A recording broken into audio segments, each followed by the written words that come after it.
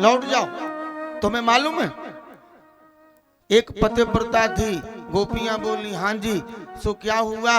बोले मालूम है वो इतनी बड़ी पतिव्रता, उसका पति ना थका मादा आया और वो पतिव्रता चावल बीन रही थी बैठ करके आंगन में, और पति भी पास में बैठ गया, थका हुआ था, नींद का झोंका आया और वो पति उस पतिव्रता की गोद में सर रख के सो गया। और उसका इकलौता बेटा छोटा सा, भगवान कह रहे हैं गोपियों से परीक्षा ले रहे हैं और कह रहे हैं बोले इकलौता बेटा अग्नि कुंड में जा रहा है, अग्नि जल रही थी और वो थी पतिव्रता। तो पतिव्रता है ना, उसने देख करके आंख बंद कर ली। क्यों? कि अगर हम पति को जगा दे तो नींद टूटती है, और इधर वो बालक अग्नि कुंड में जा रहा है? भगवान बोले गोपियों उसका बालक अग्नि कुंड में चला गया और उस गोपी ने माने उस पतिव्रता ने, भगवान ने कहा गोपी ध्यान देना, उस पतिव्रता ने अपनी आंखें बंद कर ली और पति की जब नींद टूटी और उसके बाद जब दौड़ करके गई तो अग्नि के कुंड में उसका बालक खेल रहा है। ऐसा पतिव्रता का प्रभाव होता है, पतिव्रत का, कि जो अग्नि जलाती है वो भी शीतलता प्रदान कर रही है उस बालक को। इसलिए तुम लौट जाओ पतिव्रता हो। तुम सब बंसी की तान को सुनकर के दौड़ी चली आई।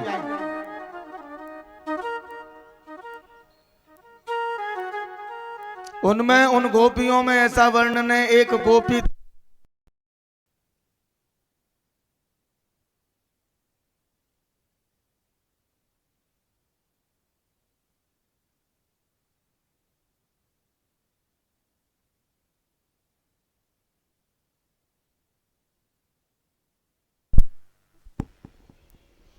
सज्जनों, एक गोपी उन गोपियों में थी बहुत चतुरचंट चालाक। उसने कहा प्रभु कह लिया आपने, पतिव्रता का लक्षण बता दिया, तो ऐसी कथा मुझे भी आती है। तो वो गोपी भगवान को बोली प्रभु एक पतिव्रता है। सो भगवान बोले हाँ जी।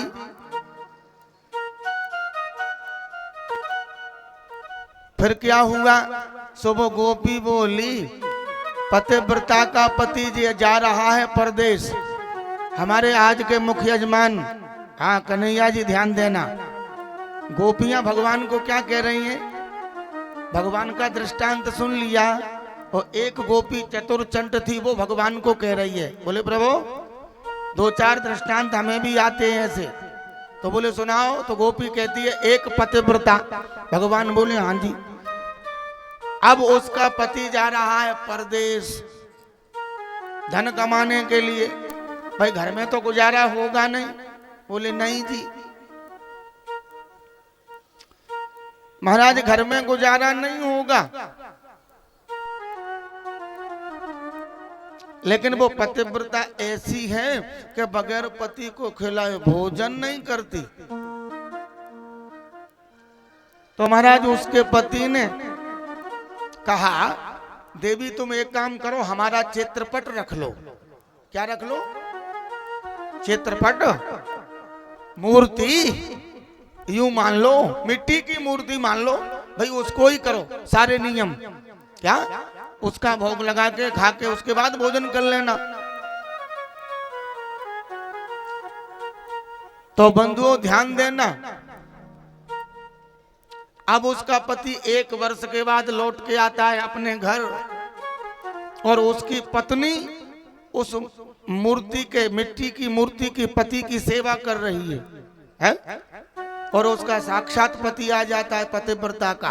गोपी भगवान से बोली प्रभु मुझे ये बता दो ना, उस गोपी को, उस पतिव्रता को, मुझे ये केवल और केवल बता दो, उस पतिव्रता को गेट खोलना चाहिए या नहीं? उसको गेट खोलना चाहिए या नहीं? तो बंधुओं, इतना गोपी ने जब पूछा तो भगवान कहते हैं, गोपियों, जब उसका साक्षात पति आ गया और दरवाजे पे खड़ा है, तो फिर मिट्टी के पति का क्या मतलब? मिट्टी के पति का क्या मतलब? क्या लेना देना? अब साक्षात पति आ गया और उसको गेट खोल देना चाहिए। गोपी बोली, हो गया निर्णय। क्या हो गया निर्णय? वो गोपी भगवान से बोली, प्रभु, जगत के पति, जगत के पिता, जगत के दादा, जगत के परदादा, सब तो आप हो, हैं? जब आप हमको मिल गए तो इस संसार के मिट्टी के पतियों से मुझे कोई लेना देना नहीं है? भगवान मौन हो गए बेचारे। इसीलिए तो कहते हैं, मीरा जी ने भी कहा है कि ऐसे बर को क्या भरूं, जो जन्मे और मर जाए, बरबरियो नंदलाल जू, या सो जुड़ लो अमर है जा। ऐसे बर को क्या बनूं? कन्हैया जी, मीरा जी ने क्या कहा? ऐसे को पति क्या बनाऊं, है जो जन्मे और मर जाए। इसलिए बरबरिए नंदलाल जू, यासों जुड़ लो अमर है जाए। अगर पति ही बनाना है तो गोविंद को बनाना है, गिरधर को बनाना है, गोपाल को। इसीलिए तो मीरा ने कहा, मेरो तो गिरधर गोपाल दूसरो न कोई। हा? और या के सिर मोर मुकुट मेरो पति सोई। मीरा ने बिल्कुल कह दिया। और बस मीरा केवल और केवल गिरधर गोपाल को ही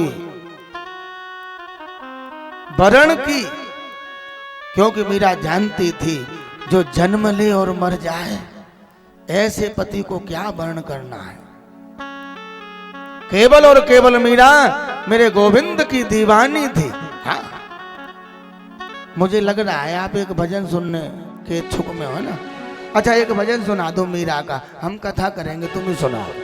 एक बार भाव से बोलो, राधे राधे राधे। हाँ। हो मीरा दीवानी हो गई, मीरा मस्तानी हो गई, मीरा दीवानी हो गई, मीरा मस्तानी हो गई।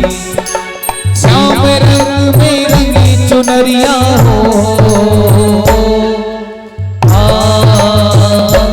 मीरा दीवानी हो गई, मीरा मस्तानी हो गई, मीरा दीवानी हो गई, मीरा मस्तानी हो गई। हे श्याम रंग में रंगी चुनरिया हो, मीरा दीवानी हो गई, मीरा मस्तानी हो गई। ओ मीरा दीवानी हो गई, मीरा